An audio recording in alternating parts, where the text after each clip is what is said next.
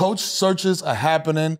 Dan Hurley was a big name coming out of UConn to take over as Lakers head coach, but he said, skirt, nah, I'm going back. He said, back to UConn. That story ended as abruptly as it started. You know what I'm saying? Like, I landed in LA and was like, wait, what? I thought this was JJ's job. What's going on? You know? For the first time, y'all, and I know we go back to our drinking word, marketing, but like, the money was not the biggest thing. Nope. And I have mad respect for that. Like, he's in a great place in UConn, trying to, go 3 in a row since, UCLA, I think was the last organization that did it. It's his way, right? It's his way. The NBA, he'd have to change so much in terms of how you operate. And frankly, y'all, like, the Lakers' job, to me, has more pressure on it than it's worth. Like, the only way they're going to be successful is if they win. Mm-hmm. And I just don't know that the West is built like that for them to win right now. I'd rather be president of Ukraine, bro. Not Ukraine. Oh, my God. Yo, this shit is so... Lakers coach? Bro, that is the hottest seat in basketball right now, I think. And it literally has a 2-year, stamp on it. You know what I'm saying? Like, you got 18 months. It's like Congress, bro. You got a 2-year term. You got a summer and a season. Like, win a championship, you still got a 2-year term. Like, whatever. Oh, man. I mean, I feel like you kind of just already said it, but like, is Connecticut a better situation than Lakers head coach? Not just for Dan Hurley, but just for like for Monica, Coach Monica. You can't answer that on anybody because I'm going to get this check for 2 years and we're going to be sucking them out. Like, whatever. Personally. I'm going to get this money and I'm out. You got the hands in your pockets? I tried. What do you want to do, Bron? Whatever you want to do. What you want to do, bro? What time of practice? You just hear Bron to drive the clipboard like, yo, hey. I picked up snacks today. How many minutes you want Bronny to play? Seriously. Yeah. Oh, 17. Got you. You want Bryce ready? Let's go. Whatever you need. Personally, but it's a very personal thing, right? Like, I don't think you can answer that question with a blanket statement, because Hurley is an East Coast guy. He's established UConn. His family's here, the whole bit.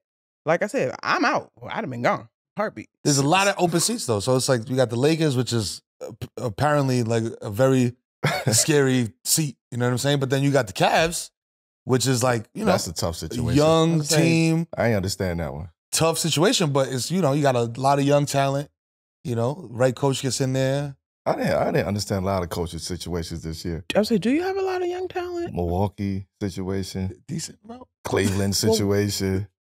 Lakers situation. A lot of weird coaching shit going on. Like, and you want to tell me Tom Thibodeau plays guys too many minutes? Shut up. At least I got a coach that I know is going to be in place. They had me on that. They had me drinking that Kool-Aid too. And then I looked at the numbers and I was like, wait a minute. I said, wait a minute, he ain't really doing all that. He's not. He's not doing all that. He's not. Like, it's pretty average, considering. You know what I'm saying? He's gotten better. Yeah. Those tips. What I will say, and I'm glad that you're here, because we could discuss this in person. Tell me. What'd I say? My man, expand the rotations. So, why not? Why is he not doing that? What do you see that I don't? The bench. I do think that there was wiggle room. They ain't got it like that? I mean, it just wasn't as strong as it should have been. Can you get better with your little bit of minutes, though? Can you improve in your... The other thing, though, is we got to be honest about bench minutes and role minutes. Like, if you're not coming in and being productive, okay, cool, yank. Yeah. Like, you also got to know the coach, right? Yeah, you got to come in and hit only played 7 people. He went to 8 this year. Forever. He went to 8. I was surprised. Yeah, when he went to 8, I was like, he only played 7 people. I was like, who is that? I was like, he's on our team. So 6 guys compete for the 2 spots off the bench. He went to 8. And whoever's playing well. I think my whole thing with Tibbs is obviously his history is what it is. We can't deny it, right? But same conversation we just had about JB, Jason, Kyrie. Like, I think he's growing as a coach too. Yeah. I think Jalen has been great for him. I think his relationship with Rick has been fantastic for him. Smiling? Listen. That's crazy. One time. He be laughing in post games? I forget where we were. Oh, Chicago. It was after a win. Yeah, about thanks, water. And I go, Tibbs, what's your favorite Michael Jackson song? Like in the middle of like post game. Oh. And he didn't have a Michael Jackson song, but it was just the personality. Like, you know what I'm saying? Like, I think Tibbs doesn't get enough credit for how prepared he is, how hard he works. And I think even as a coach, like, he's growing. I think the rotation could stretch just a little bit, but like what he has done has worked for him. Right. And the buttons that he pushed with this group, he got everything he could. I think people forget Julius Randle's freaking all-star, yo. Like, hello. He went down in January, and this team is still finishes with a second seed. Bro, that's 24-9 you're missing right there. Come on now. Come on, stop playing. So anyway, the larger point, good coaches are hard to come by. That's a fact. You know what I'm saying? So, culture. Tibbs bring culture. Thank you. He brings That's culture. what it was. Not Knicks everybody can take on the New York Knicks head coaching job. That's a hot seat too, by the way. All right. Super. It's not as hot as LA. Go. But it's a hot seat. It is. So you had to bring somebody in who was going to be able to establish a culture and buy into his culture. So tell me the percentage though. Okay. Of like Tibbs, my culture, versus Jalen, Josh, Dante, Julius, OG, having guys that buy in. Like, what is the percentage on meeting in the middle in terms of a coach versus your personnel? Well, I think it's half and half. It's 50-50 because Tibbs, as a coach and as an experienced coach, right? He know the game. He is the most well-prepared coach there is in any sport, I would say. Mm. He's going to be prepared. He's going to be ready for every situation, every moment, every play.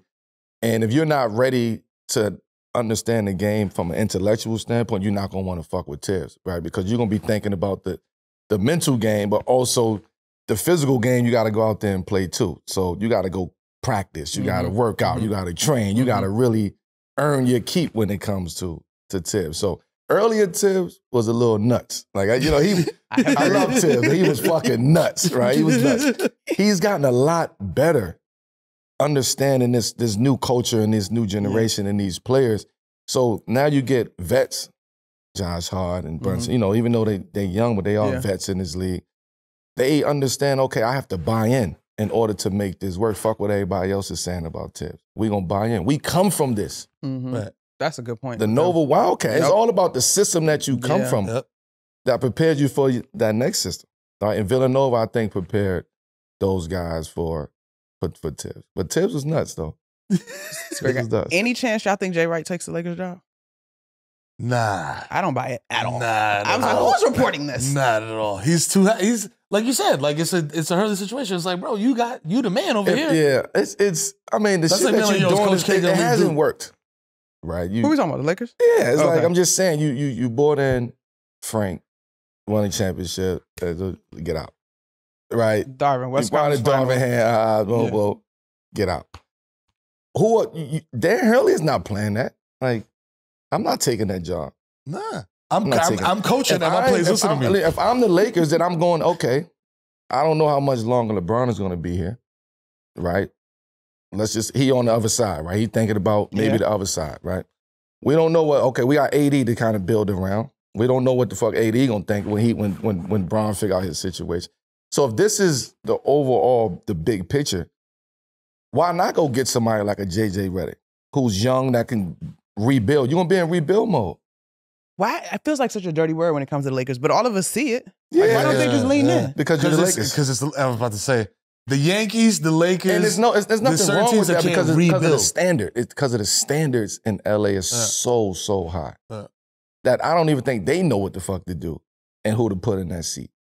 So yes, you could tell why. You could see them wanting Dan Hurley, what they trying to do over there. That type of personality, that type of coach, that type of culture. That's what they looking for. If you offer Dan Hurley that means you're looking for something very specific to build over here. You're not, because some of the conversation with JJ has been whether or not he would garner the respect coming without the experience as a coach. Yes. You're not worried about it.